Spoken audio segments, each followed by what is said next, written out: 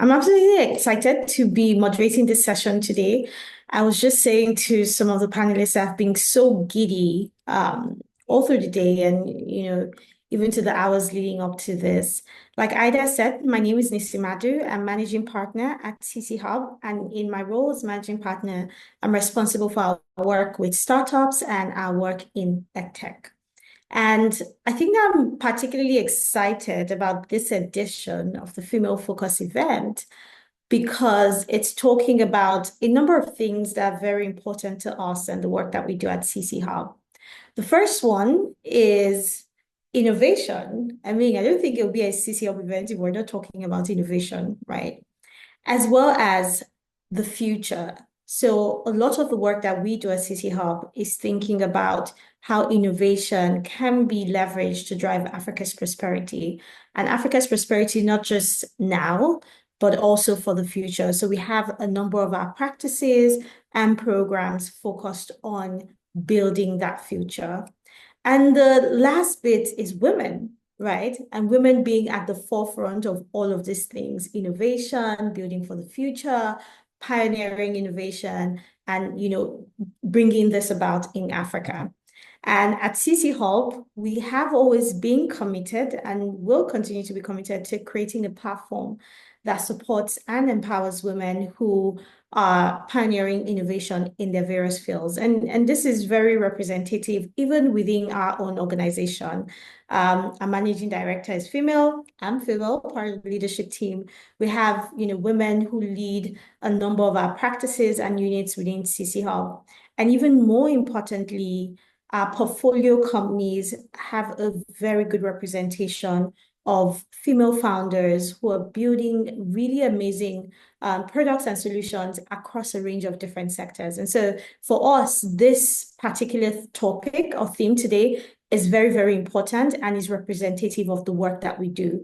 Because over the past 14 years, we've seen that it's important to not just support women, but to ensure that they are female-led innovations, because women bring unique perspectives to the work. And it's important that those perspectives are supported, are amplified as well. There's a particular story that I like to tell that, that happened to us in the course of the work that we've been doing at CC Hub. We have a particular entity that builds, games for kids. And one of the things that we do is essentially ensuring that we're building these games with feedback from the children. And so we, in one of these testing sessions, had, kids in the room, going through a particular game, a prototype of a game before we launched it. And we said, hey guys, what are your thoughts? And of course, it was boys and it was girls. And we had a particular girl who said, hey, the way you've painted this story, it looks like the boy is bullying the girl. Now, I'm telling this story to highlight a number of things, not just that the girl's perspective was very important, because again, we had females who were building this, but it was just also her own perspective at that point in time, in her life and where she's at. Because for us, all the ladies, we didn't exactly think, well, the story was aligned to a boy bullying the girl, but her own perspective was very important and really got us thinking about why it's important to include women as you build various innovations, but then also this ensuring that there's inclusivity as well.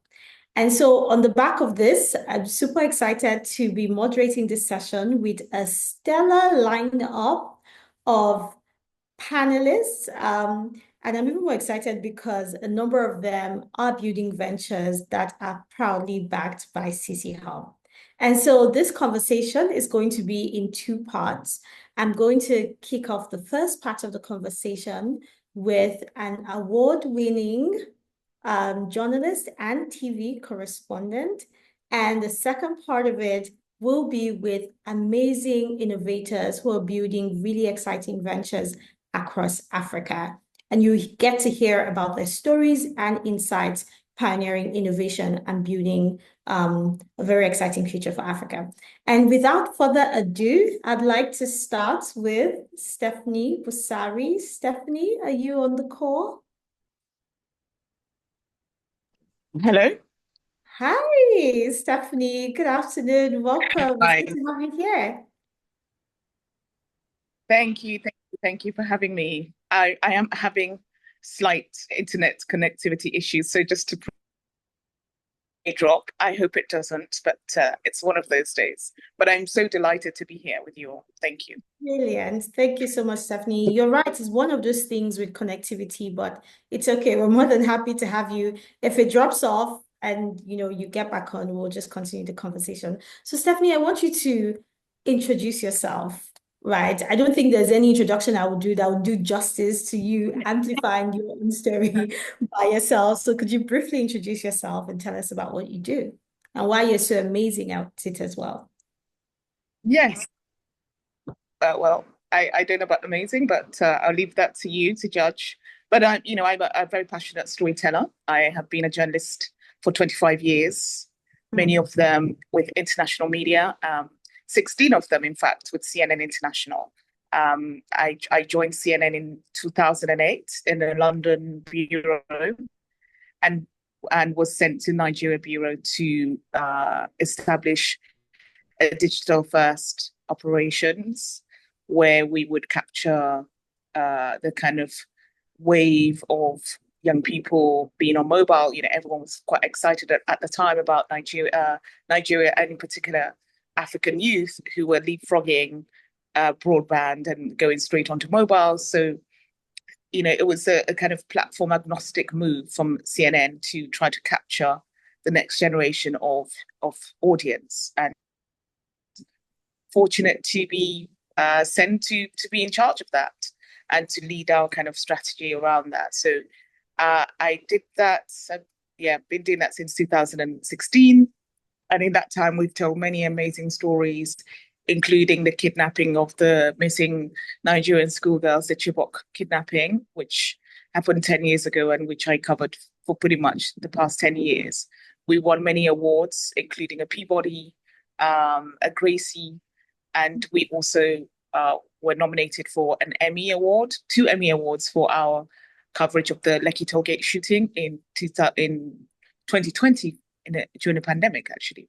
And yeah, so that's me. I'm a passionate storyteller. I love to amplify African narratives. And, I really believe passionately that Africans must be at the forefront of telling their own stories.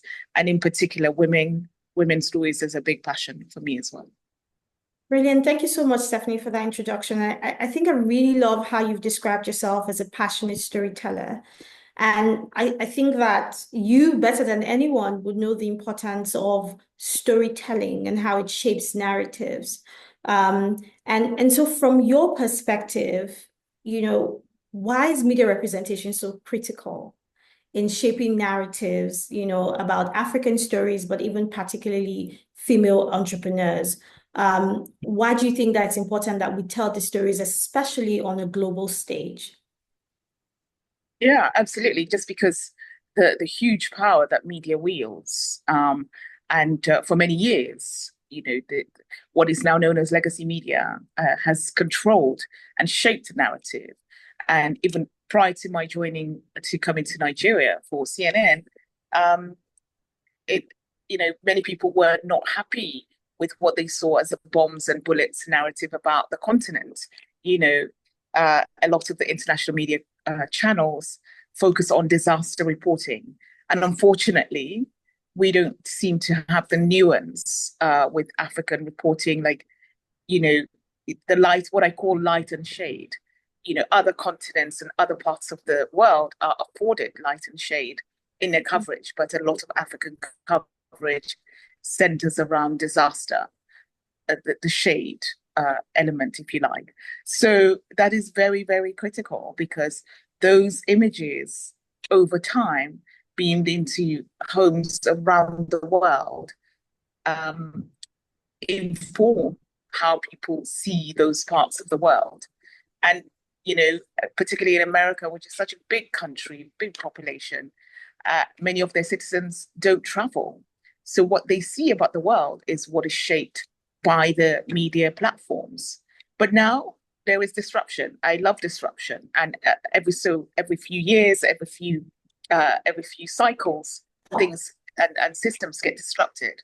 And now we're in an era of new media where people are essentially their own media. They're creating their own media. They're their own publishers. So now we have an opportunity now more than ever as Africans to grasp those new media platforms, to tell the stories that we want the world to know about where we're from.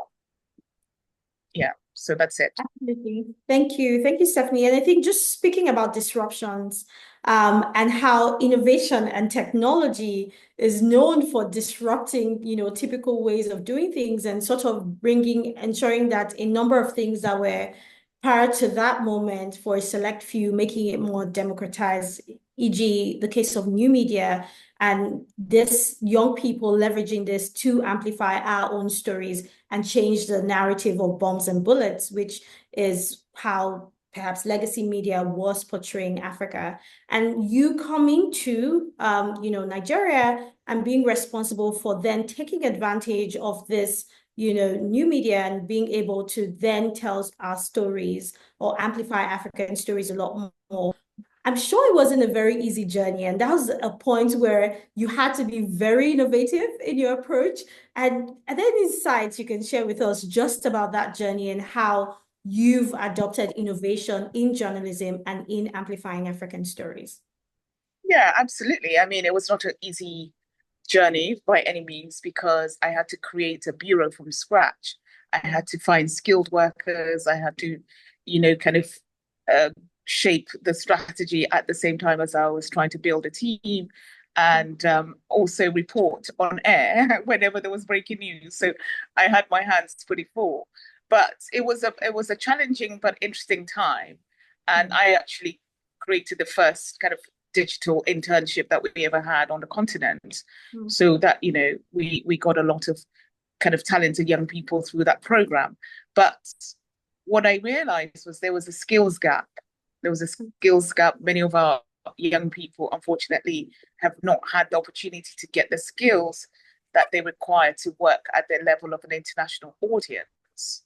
That For international platforms, the rigor and the kind of editorial skills that they need. So that was a heavy lift on me. But what really helped, was helping using mobile phones to kind of do some of our reporting. So mobile storytelling, using iPhones perhaps for filming, and you don't have to take big bulky cameras with you all the time. Using GoPros to film behind the scenes, to film like a kind of more intimate kind of storytelling. So I would say that those technological tools and social media is such a game changer.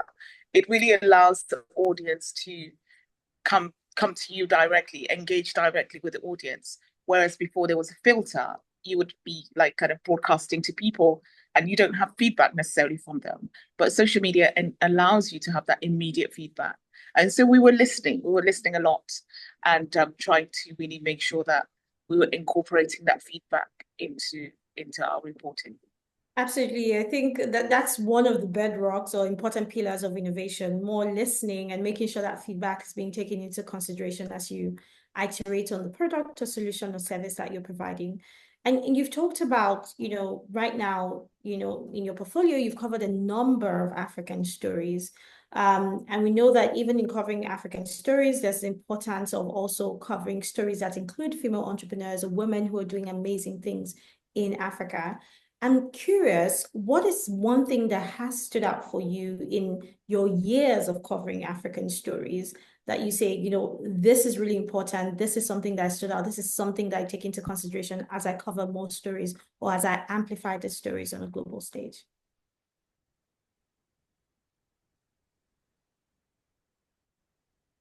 Yeah, for me, it's always the African people. I talk about two Africas, talks about, with the issues are there. We're not going to pretend the issues are not there. And I think that has been a dearth of leadership that has kind of led us down paths where we are in.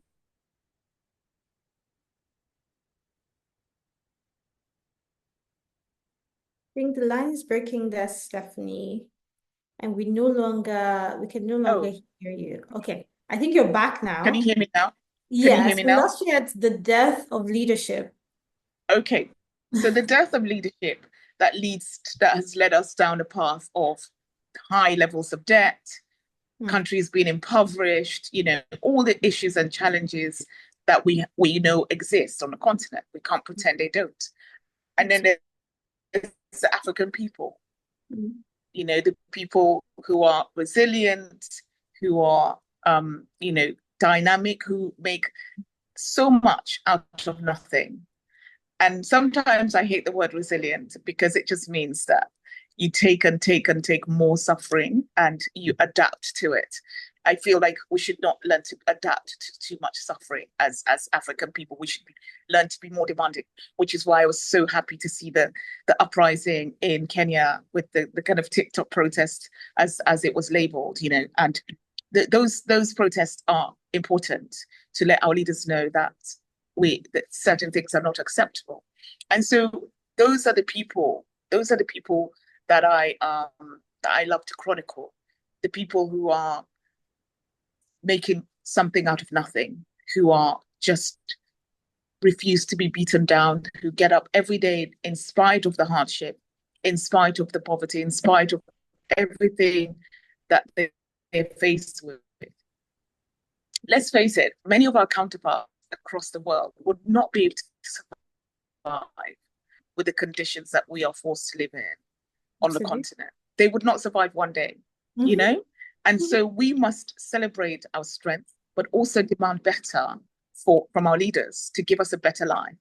I sometimes feel like our leaders don't feel like we deserve better lives, but not to get too political. Those are the people, and especially the women, there's women who work in markets selling tomatoes who have put 5, 6 children through university Hmm. just from the earnings of those very, very, uh, uh, petty goods, if you like. Yeah. So I just have enormous respect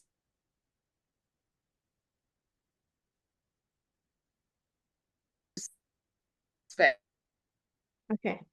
I think for you're these okay. women and a lot of men as well. It's not just women, but yeah, I always kind of salute the African people. Mhm. Can you see me? Yes, we can see you and I can hear you now. There was a Can you bit of still a hear me? break. Yes, we can still hear you, Stephanie. There was a bit of a break, but you're back.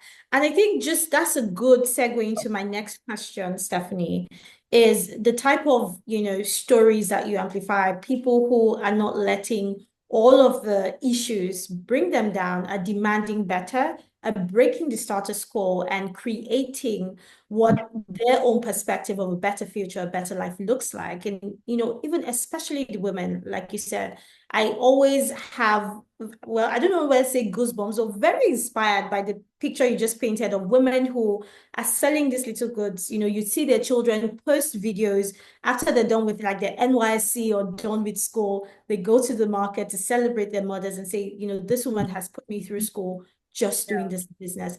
And there's so many women like that. And so my question to you is, from your perspective, do you think that what's your perspective of amplification of stories about female entrepreneurs, of about women who are breaking boundaries in media? Is there enough visibility? What can we do to better create visibility for women like this?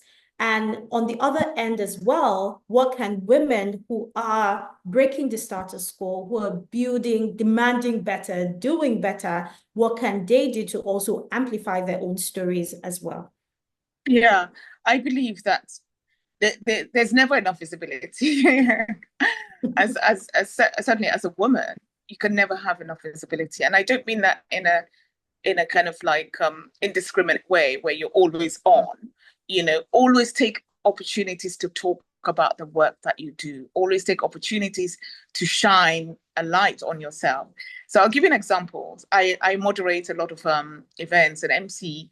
So one time I decided to introduce myself. I said, my name is Stephanie Pasari. I'm an award-winning journalist and filmmaker, whatever. And several women came up to me after that and said, "Oh my God, I thought it was so brave that you said award winning. I would never have thought to say that." And I thought, "Oh my God, why would you never say that you won an award?" And I've won pretty amazing awards. I won an Emmy and a Peabody and a Gracie. Like those are not awards that you buy. Why would you not shout about that? So don't ever shy away from blowing your own trumpet. And don't do it in a way that will put people off, but always take an opportunity to say, I'm here. I deserve to be here. And these are my credentials. And look at the craziness that we're having coming from the other side of the pond, from the North American brothers and CI and all of those. It shows you more than ever that we have to talk about who we are and why we deserve a seat at the table. We more than deserve a seat at the table Absolutely. because if Black women are very overqualified in Mhm. many of the roles that they're performing, they have to work to higher standards than pretty much everybody else around them. And, we just have to make sure that we are always shouting about our achievements and really being vocal. Because as someone once said, someone who I respect a lot, Lovey said, to not tell your own stories is to contribute to your own erasure. Mm. And I can't even be more succinct than that, really. Absolutely. Absolutely. That is a powerful one. Absolutely. Because I think that I remember a female founder tweeting about this as well, saying she was in an event and she met a male founder. And the way he talked about his numbers, she's like, oh my God, I have more numbers. And I don't even talk about it as confidently as you've spoken about it. And I think that's such an important bit, for us women, and especially as African women, amplifying our own stories. We've worked hard to get all of these accolades, all of the credentials, we've put in the work, and we need to be brave and confident enough to be able to say, hey, I did that. This is what I have, and be able to talk about it at any point. Because I think there's also that balance, which is also something I've constantly thought about. Oh my God, there's so much noise out there. There's so many people talking about stuff that they've done. How do you make sure as well you're not just another person talking about what you've done? How do you make sure it's unique? And I think there's that authenticity that comes with telling your own story, because nobody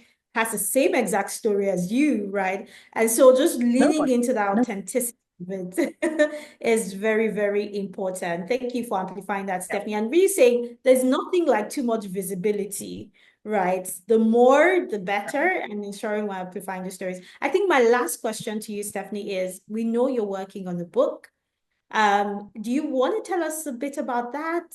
What prompted you to start it? Why is it important to you? Well, yeah, I mean, so the reason I'm working on a book is what I talked about in my response to your last question. Is you Mhm. can never have enough visibility. I don't think as African women we are visible enough about and vocal enough about our journey, our stories, our triumphs, our tribulations, our that we've learned. Like I said, we have to make so much out of nothing. We have so much to teach the world, but yet we don't talk about all the things that we have learned, knowledge that we know. uh, you know, we must embrace that. And so this book, her story, Taking Root and Sparking Change, is 40 African women. Well, that's incorrect. It's 40 women globally because we have many different voices, but it centers African women. Because if we don't center ourselves, who's going to center us? Very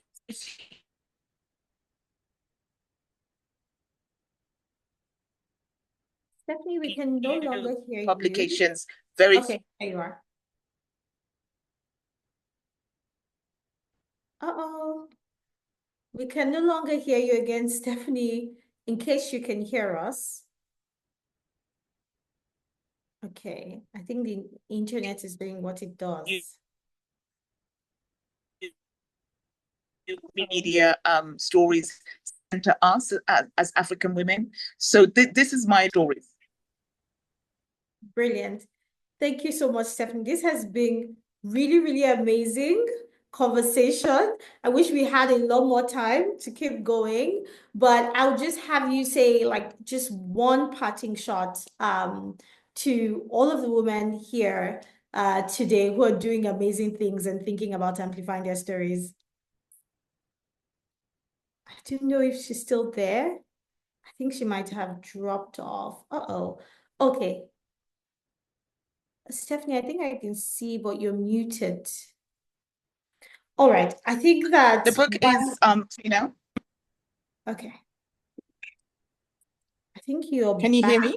Yes, we can hear you, Stephanie. Please go ahead. Okay, so we're still looking for voices for this book, and submissions close end of February. So please reach out, stephaniebasari.com/her story. I would like to feature as many voices as possible. And even if we don't for this one, there's different volumes coming up, but as many diverse women to be as a part of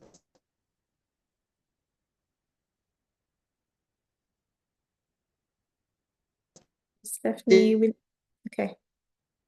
this first edition. Ladies, invest in your personal. Hello. Thank you, Stephanie. I think we had bits and pieces of that, but thank you Okay. so much. We've absolutely appreciated you being on here today. I can see everyone in the chat. Stephanie, you're a powerhouse and being so so energized by the vibe and the energy and the words that you have shared with us today. So thank you so much. We've absolutely enjoyed this conversation. And I hope Absolutely. everyone will reach out and submit our stories potentially to be featured in your book or in subsequent editions of it. And so thank you Absolutely. so much for your time, Stephanie. We really Okay. Thank appreciate you for having me. Thank you. you. Bye. Brilliant. So I think that was really exciting. I can see, people saying thank you and just really a lot of excitement in the chat section. We'll go into the next part of this conversation. Without further ado, I have an amazing lineup of brilliant women innovators who will be sharing their story with us today. And first, well, in particular order, but the first person I'm going to call on to join us is Tracy Shundu. Tracy is co-founder and CEO of Funky Science, a brilliant edtech company based out of Kenya that's building interactive science learning for children through fun activities, experiments, and tutorials. Tracy, welcome to the Female Focus event today. Do you know, is Tracy on? Yeah, that's Tracy. Yeah. Tracy, want to say hi? Hi, Nisi. Lovely to be here. I'm very excited to be part of this amazing panel. Even with people I Brilliant. know, I'm so happy. Brilliant. Thank you, Tracy. And up next, we'll be calling on Ndeshi Hafela Ndivayele. Ndeshi is the founder of Nabo Innovations. She's an award-winning mining engineering leader innovator in the mining and renewable energy sectors. Ndeshi, welcome. It's brilliant. We're happy to have you here. Are you on?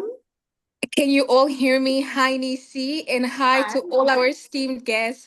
Thank you so much to have me on this panel. I'm super excited to just dive in and collect a lot of gems. I believe Stephanie has literally set the bar so high, an absolute powerhouse. So happy to be here, and thank you so much once again.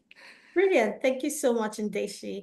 And next we have Morayo Ojikutu. Morayo is founder and CEO of Flow. And Flow is a really amazing edtech startup that's building really exciting interactive resources focused on social emotional learning for children. Morayo, welcome. Guys, hi everyone. Can everyone hear me? It's been so good so far. I've literally learned a lot already, and I'm just very excited to hear about what everyone is doing and learn, really. Hi. Brilliant. Thank you, Morayo. And finally, last but by no means the least, we have Titi Lokbe Adewusi, who is the co-founder of Niger Kids. Niger Kids is a brilliant edtech startup that's providing access to affordable education, leveraging a gamified online learning platform. Titi, you are welcome to this conversation. Hello, everyone. Happy to be here with all these wonderful ladies. I'm excited. Brilliant. So, ladies, we're going to go straight into it. I think the first bit that I want to hear from every single person is what inspired your journey into innovation? What has that been like? Where did it start from? What was the innovation? What was the inspiration? And what was that defining moment that made you say, hey, here's the path that I'm meant to be on. Here's the path that I want to take. I think I want to hear everybody's story. So, who wants to go first to share their story? I can go. Okay, so for me, I feel like I found school really hard, and I was just ready to, leave school and start life. And then I was a banker at the time, and I realized that I wasn't enjoying this, and I was like, this cannot be, this cannot be life, Like right? forever. Yeah, so I started to research on like what makes you happy. And I did about 20 courses online. I read a lot of books and realized that I've been told a lie. Like what life is not what I thought life was. And I just felt like everyone needs to know this. And I had written like a few things down, started making courses on it. And then I just felt like it was supposed to be for kids because kids are a blank canvas. If you can get them early on in life, things could change and they will not be me at 23. So yeah, that's what inspired me. Brilliant. Thank you, Mariah. And that's really powerful because a lot of times you might get into this quagmire of believing, well, I'm stuck where I'm at, but there's that power in just saying, hey, this is my life and I can change it at any point and really go in search of the knowledge to help you do that. Thank you, Mariah. Who's next? Titi, I see you're muted. Tell us. I wanted to piggyback on what Moriah said because that's what inspired me. I had a son like Moriah who was not into learning. He just didn't want to learn. I knew he was interested in learning because he was always wanting to play on the iPad and do other things that were more engaging. And that's really where the idea and the innovation came from to say, how can I create, content for him that is fun, it's engaging, that can make him learn anything. And that's really how, we started using gamification for content. And it's interesting that when we started, we're really focused on children, just trying to make them learn anything. And since then, we've actually expanded to corporate, especially in a post-COVID era where people realized that things need to go online and they needed it to not be boring and only Zoomish, and so that also helped us to innovate and add creating those engaging content that people can learn even in the corporate field. So that is really how we started. Thank you. Brilliant. Thank you, Titi. Ndeshi, I see you going to unmute your mic. Over to you. Yes. Oh my days. I can relate to TT as well as Morayo. Well, my journey firstly was inspired by real world challenges in the mining industry. And as an engineering student, I saw inefficiencies and environmental concerns that needed urgent solutions. So, firstly, I had the craziest experience when I first went underground in a mine. 3,000 feet plus deep into the ground. And I remember being so dry when I got into the mine. And then 30 minutes later, it's as if I jumped into a pool of water. I was sweating. I was like, what is this? I'm seeing men underground working in their boxers, and I'm like, this is uncomfortable, but I understand it's so hot and there is no ventilation system. So, fast forward, I became president of the Mining and Process Engineering Society, and students would come to me and be like, oh, Nishi, I can't find an internship. And then others would graduate, they'd be like, oh, no, I can't find a job. It's been 3 years. And then a couple years later, I find myself in the same situation. I couldn't find an internship. And then I had a shift in my thinking. So I actually dived into what we call a incubator slash fellowship program called Women in Engineering. And that's where I developed a high tech ventilation system, since we had a module called innovation, and it had to be based on developing innovation within the STEM fields that are also tackling SDG indicators. So it was beyond just technology, it's about solving real world problems and making industries more efficient, sustainable, and inclusive. And that's how we became one of the top five innovations that were powered by WimInch and also De Beers Group, which is the biggest diamond company in the world. And so we got the accolades, but I was like, you know what? It's not enough for us to just, finish the program, get the accolades, and call it a day. So I told my team, let's continue developing this innovation. So I registered the company. I'm like, we're on this, we're getting the IPs, and now we are a multinational engineering tech startup. And what made me realize that this was the path to take was when I was engaging with all the stakeholders and the end users in the mining industry across Africa. I really empathize with them, looking at men, women coming into the industry, looking so healthy. A few years later, their bodies are just depreciating. Being there for 30 minutes, I can't stand it. So I was just like, no, this can't be it. And then I remember also receiving quite a number of no's whilst I was developing this business. And then fast forward, I'm getting accolades. Now I'm like, what's going on? I think I'm on the right path then. I'm really on the right path. Yeah. And also just not taking the traditional route that all students take. So I didn't get the chance to complete my studies yet because this innovation is actually my final year of research. So I was like, you know what? I'm like Morayo. This can't be it. I need to make sure that the money I'm putting into my education comes back through IPs, through innovations that can really transform the industry and Africa as a whole. And now we're sitting together, academia, government, public, and private stakeholders to really ensure that we are bringing this innovation to life. So that's my story. Thank you, Dashi. Very, very interesting, insight. And I think we're going to come around to talk about the no's Mm, and women who are building mm, businesses, especially in the tech and innovation space, which is predominantly, bros doing things for bros. But Tracy, yes. let's hear your story. I think my story heavily now lies with what Ndeshi said, and it started from school, from university actually. So when I joined University of Nairobi, I was doing industrial chemistry. It's a very technical course. You must interact with the lab, you must interact with lab equipment and all that. And when I was doing my course, a lot of my classmates had never ever been in a lab, or alternatively, if they were in the lab, they'd been in the lab the last week before they do their final exam.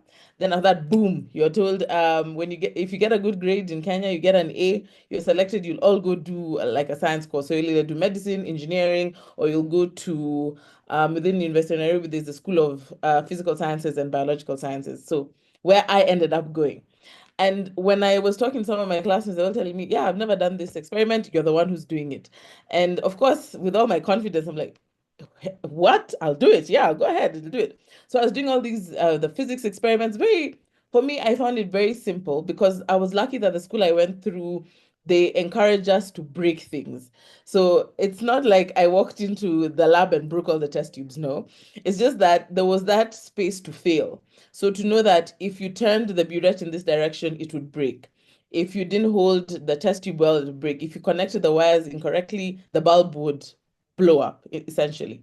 So I had that whole experience. And when I got to university and I found that majority of my classmates had not gone through that, I was first disappointed because now I was wondering, okay, you guys are the cream of the cream, the top ones, the smart ones.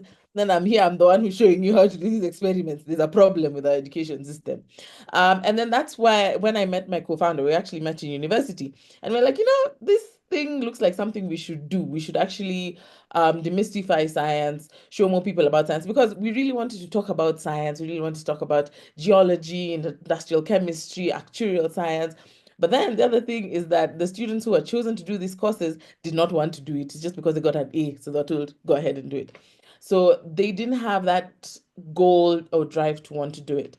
So then we decided with what we do now at Funky Science is get them when they're young, just like what Mariah say. Get them when their brains are still fresh, blank canvas, and show them that this science thing, STEM, technology, engineering, math, it's all in your head that it's hard. We should just embrace that challenge of take it stepwise, build on it slowly by slowly by slowly.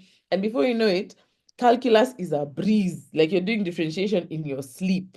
And you see, that's the goal that we have, that STEM, STEAM, and every other variation that we are calling it, it's something that we can all understand. It's not a must to get into the career, but it means that you become a logical thinker. And that's one thing I really want to drive as well. Brilliant. Thank you so much, Tracy. Very interesting story, but that everyone has shared, but they're very interesting threads that connect everything, right? There's a bit about starting from our own personal experiences and that being an opportunity to give birth to the really amazing innovations that you have, or even through those experiences, going deeper into mining innovation and coming up with a business even before you're done with school, as well, is just basically that empathy, leveraging our own experiences and that leading to action. And the next bit, because I've also been looking at the chat and seeing a number of comments that started from, Stephanie talking about amplifying stories and women not being able to shout it at the rooftops about our credentials because we've worked hard for it, and to all of the stories that you shared as well. And my question will be, from your own perspective in your journeys, you're women who are leading ventures and you've had to pitch your businesses. I can't imagine how many times to a different set of audiences made up of men, women, maybe more men. But what is your own, advice on how have you kept your head up essentially in this space that's predominantly male? Amplifying your own story, amplifying what it is you've done, and then just being able to take no like as a chip on the shoulder and keep going to the point where you're going to get a yes. And what are the things you can share with other women? I can see Judith who says, hey, I have a PhD, but most times I don't talk about having a PhD because most people don't want to interact with a woman who has a PhD. I'm like, huh? If you do not want to interact with a woman who has a PhD, then maybe you shouldn't be interacting with the woman in the first place. Let's look for people who want to interact with women with PhDs. But I really just want to hear from, all of you, your perspective on that. So who wants to start? Mariah, are we starting with you? Okay, I can start. So I think like one thing that I really had to learn, and it took me a while to learn, was when you're growing up, they're like as a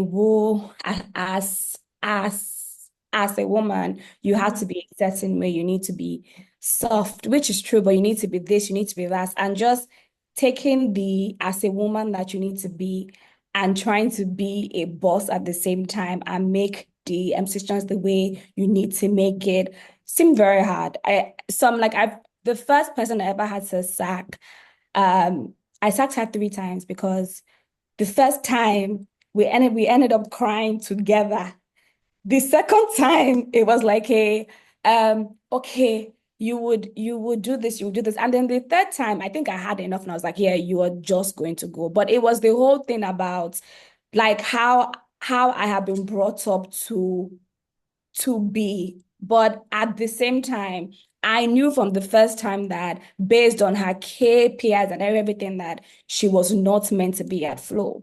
And if it was a man, for example, he would have probably just from the beginning, once her KPI was not met, she would have just said, oh, you know what, it's fine, be gone. That sort of thing. So there's a lot of things that I had to like learn and on and learn as well.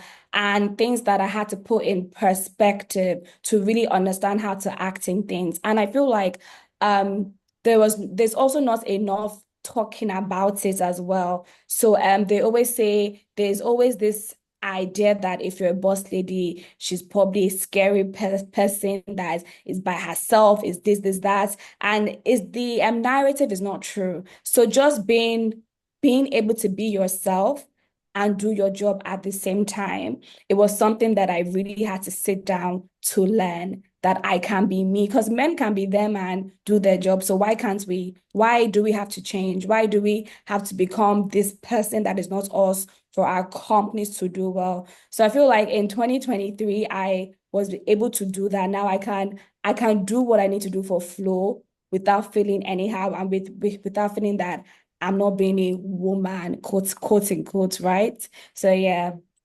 Thanks for that, Mariah. Titi? I think there's one thing to take away. It's really about sharing the story. as Stephanie was talking, I realized that it's something we share away from. There's something about us that feels that we should not be talking about it, and it's interesting to learn it the hard way that you should. One of the best sayings I've heard is that you don't get what you deserve. You get what you negotiate. You get what you talk about. I learned that the hard way. I felt just put my head down, do the work, and I'll get what I will deserve. And then shock, I didn't get what I deserved.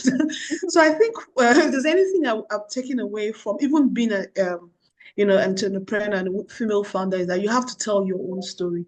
You have to look for, platforms that will grant you those visibilities. Men do that a lot. We might not go to their level and tell some blatant lies about what you've done and achieved, but I know, think it's right? important you I think it's important you tell your story. And that's one of the things that I took away. I remember going for a pitch, and one guy came up to me and told me that I thought your pitch was really good, but I knew you weren't going to win because you weren't telling your story well. And what I took from him was I need to go learn to tell my story better.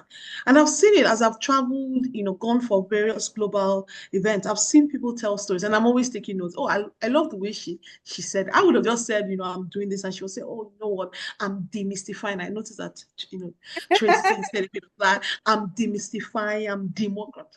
Like, okay, take note, Titi, take note. So I think, that thing of telling your story, there's some figures that, I still wouldn't have said. And I was saying another person saying and say, oh, you know what, they're Pan-African. I'm like, yeah. In my mind, I didn't think I was Pan-African, but yeah, I'm Pan-African. Or, they know how to tell the stories. So to people that are listening there, I'm saying know how to tell your stories, know how to bring yourself out there. Never look at it and say, I won't tell my story. They'll find. For a long time, I thought that people that earn all these awards were that someone just came and discovered them. Behold my shock to find out that you had to apply for those things. I'm like, really? Even those awards don't just come to you. So it just shows that, there's a whole thing to that, putting yourself out there, winning those awards, telling your story. Someone said it's not boasting if it's a fact. It's not being arrogant if it's a fact. So if there's anything that I want to say, share your story, tell about things that you're doing, and along with the story, lift up other women. And when I think about some of the doors that have been opened to me, they were opened to me by women. So I think we also should be intentional about doing that. This platform is already doing that, saying that when you look at things and you notice that there's no woman in it, challenge them.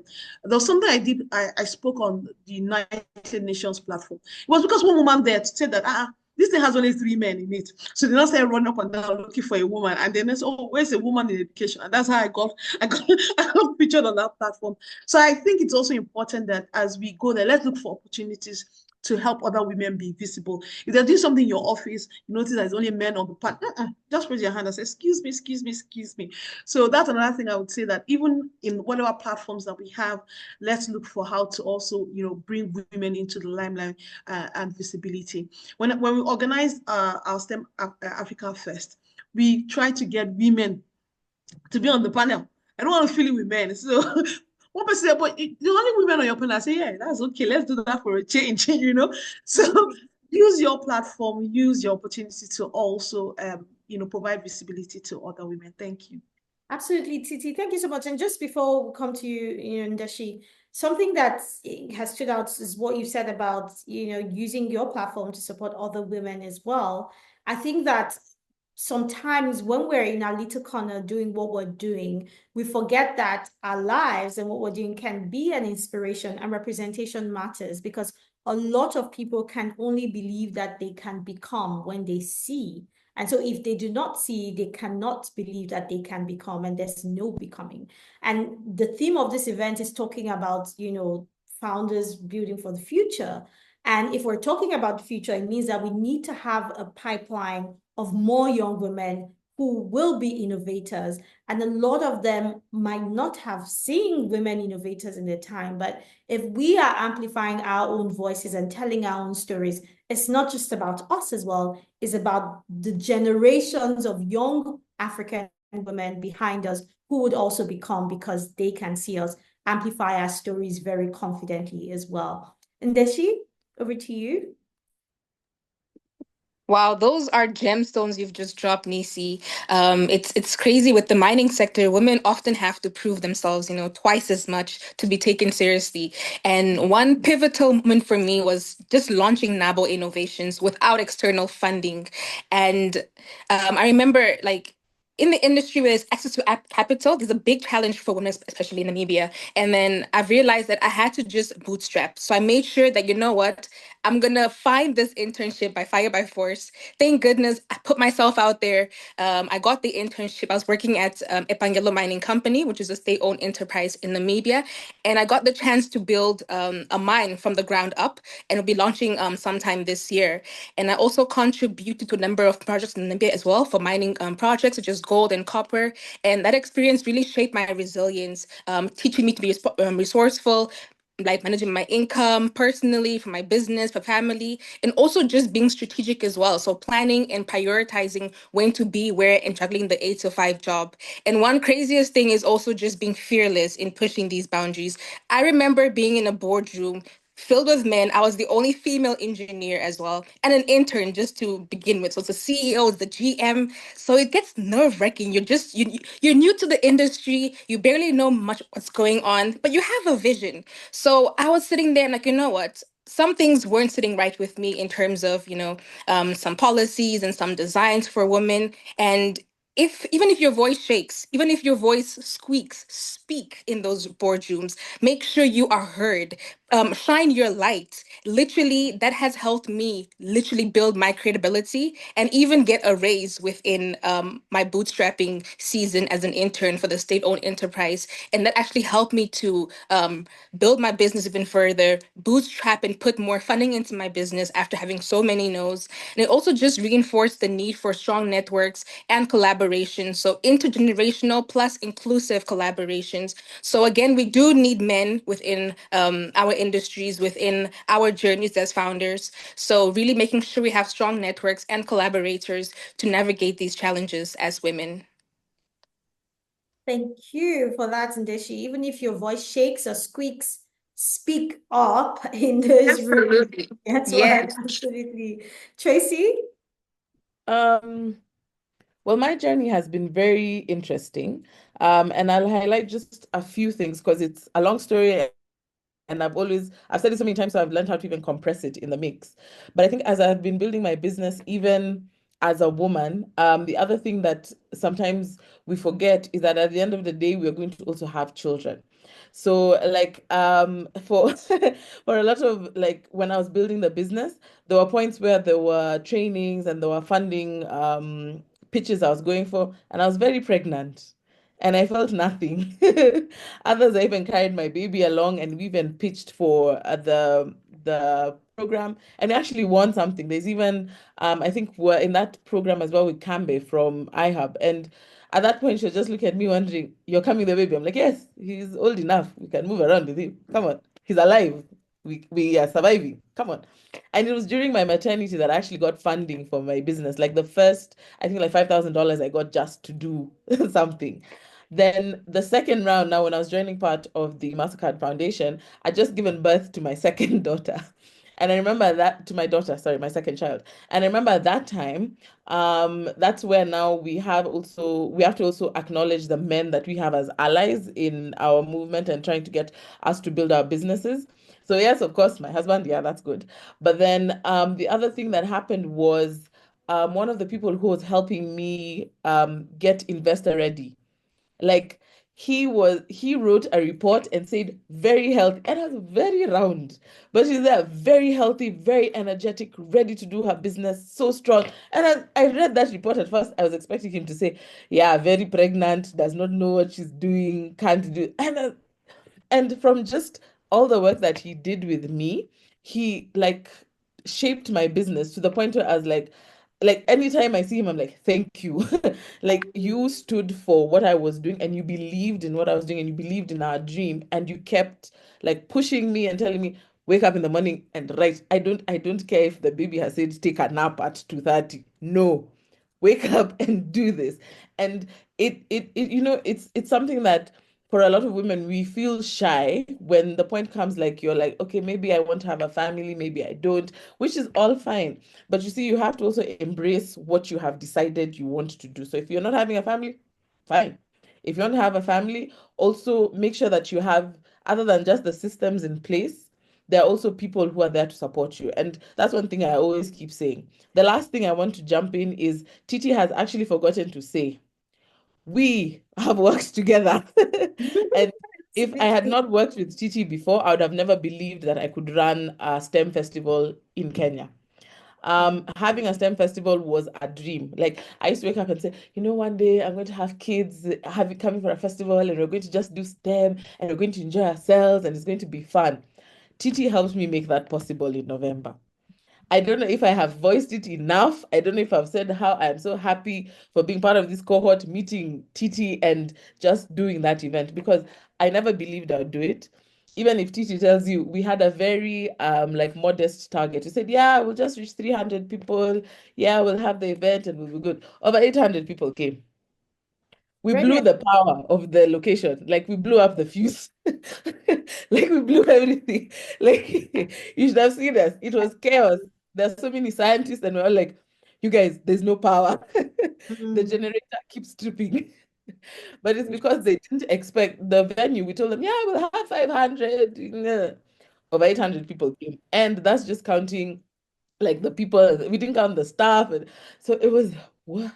And anytime when someone tells me, why isn't like, I'm like, Titi showed me it is possible. And I Brilliant. think for every single woman, you should always be sitting down and saying, she showed me it's possible, and we are going to Mm. do it. Whether you like it or not, we are running in the same direction. So Yeah, yeah, that's a brilliant. lot of Thank you so much, ladies. I think this has been really interesting. Just this round of thoughts that you've shared, the power of collaborating, the power of, who are doing it, showing you that it's possible, and not just, for the younger generation or the future generation, and just speaking truth to power, amplifying your voice wherever it is that you find yourself. I see that we're 4 minutes over, but I still want to take just final thoughts round as a way to close this, but request that you put it as succinct as possible. And it's essentially this, right? Which is, you talked about, Tracy, the man who really helped you as well. And we know that to amplify women's voices, it's important that every single part of the society, of the ecosystem, comes on board, especially with supporting women entrepreneurs or women founders. So ladies, I'm curious, what would be your parting words to say, hey, here's one thing I think that if it's done, and you can target this as whatever stakeholder would further support women who are building their businesses. Here's what I want to see more of, in the ecosystem, in the society, to support women innovators, women founders who are building their businesses. Who wants to go first? Okay, I can there you see are. something. I think that I would like to see more collaboration and not necessarily peer to peer, but women that have done things and have succeeded, that have gone through a lot of things that we haven't gone through, and they can just like be our mentors and go with us, because I haven't had kids yet. If I spoke to you and I could have kids and be like, oh my God, I can't do this anymore. But speaking to you about it could make me feel like, oh my, actually, I can go and pitch like that as well. So just telling our stories more and having like community, and having people that you can actually speak to on things and that could advise us, vice versa. I advise people like across, we advise both all four ways. I'd like to see more of that. Brilliant. Thank you, Mariah. That's important. Titi? I think more programs like this, that allow us to come together and be inspired by us. That comes with the full package of mentorship, it comes with the full package of visibility for each person, comes with funding so that, that she knows, and also comes with the networking, the very intentional networking. Like I put in the chat, the MasterCard Foundation EdTech Fellowship brought Tracy and I together. As she sat down there and she spoke her story, I said to myself, I need to meet this lady. I need to connect with her. We're going to do something together, you know? So those intentional things that happen, I think that's really what we need. Thank you. Brilliant. Thank you, Titi. Ndeshi? I would just love to say, all these women have mentioned all amazing initiatives, such as joining the programs, the panels, the incubators. But at the same time, I believe there are so many women within the group chat right now, and even those who get to watch this later, is just start before you're ready. You don't need to have every single thing figured out. Take the first step, learn as you go, and build strong, inclusive teams and networks that will support your journey. And we all need each other, men and women. Success equals to people. And also remember that the going does get challenging, but the greatest thing you'll ever do is to never give up. So break the myths. This actually shows us that success doesn't happen overnight. Create blueprints as well for other women to navigate their paths, and also challenge the biases and reshape industries. Be disruptive, like Titi was saying, they were exploding things at the festival. Be disruptive, reshape the industries to be more inclusive. And our stories are not just narratives, these are blueprints for change. And let's keep sharing, let's keep supporting, and let's keep pushing forward. Thank you, Ndeshi. Tracy? For me, I think it's very simple. I think from the chat, I just saw one person. I just want to highlight what she said when Lucy said there are only two in their class. So one thing I want to remind us women, there are very few, we are many, but there are very few of us when it comes to making decisions. And I think one thing that we need to do is pull each other along. It doesn't matter how, it doesn't matter at what time, at what point, but pull each other along and keep, as you mentioned, telling each other stories and sharing it with others. Because the more we keep talking about what's going on, the more even other women see, oh yeah, she's going through the same exact thing. And it's very interesting that everything we go through is almost similar. So I think the main thing I would say is, other than telling your stories, pull another woman along, because we like we can light each other's candles and nothing will get off. And and we can always be with each other and be each other's keeper. That is the greatest thing that we can do for each other, and that's how we can always save each other and all our businesses together. Yeah. Brilliant. Thank you so much, Tracy. Thank you, ladies. Absolutely. And I just thought to highlight again, the number of these women's ventures are proudly backed by CC Hub, and that we will continue to, ensure that we are backing women who are building amazing businesses and creating opportunities, including creating opportunities for funding to also support the amazing businesses that women are building across Africa. I'd like to say thank you so much, ladies, for your time and honestly sharing and bringing the vibe and energy to this conversation. I know the chat section has been blowing up. So thank you so much. And just as we wrap up right now, just a few things that I want to highlight as we close. The first one is, if you recall that Stephanie Busari had talked about her book, her story, Taking Root, Sparking Change. You can participate in it, and there's an opportunity to do that. I know the team have put the link in the chat section. I think they'll put it again. Please click on the link to participate. Also, we're putting a feedback form. Titi highlighted that more sessions like this will be beneficial and help us amplify women's voices in Africa. And that's exactly what the Female Focus event is designed to do. So we want to hear your thoughts on what kind of conversations you want us to have on this female focus edition of the number of events that we have at CC Hub. So please fill the feedback form. Let us know what you think. Share your thoughts, share your insights, so we can leverage that to shape subsequent female focus events. And again, the conversation does not end here. So please stay engaged with us, follow our social media channels, subscribe to our newsletters, continue sharing your insights, and let's essentially ensure that female founders remain at the forefront of Africa's innovation story. It's been an absolute pleasure moderating this session. And I will say thank you so much, everyone, and bye for now.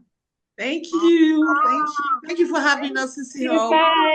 Thank you so much. Bestie, Goodbye, I'm coming to ladies. you. Bye, everyone. Mariah, darling. Bye.